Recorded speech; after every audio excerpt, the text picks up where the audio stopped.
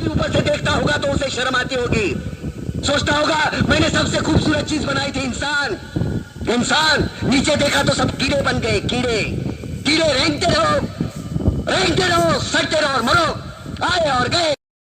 Likey, सही सामने पहले बाड़ा, सही सामने पहले बाड़ा, गाता हाँ पचीसी राजा पलम जी तहरे किसी किसी नियन जो बना धोके मिसी राजा तहरे।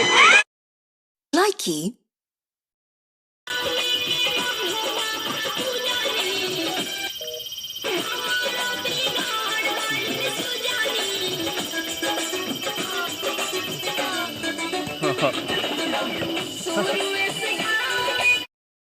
Likey,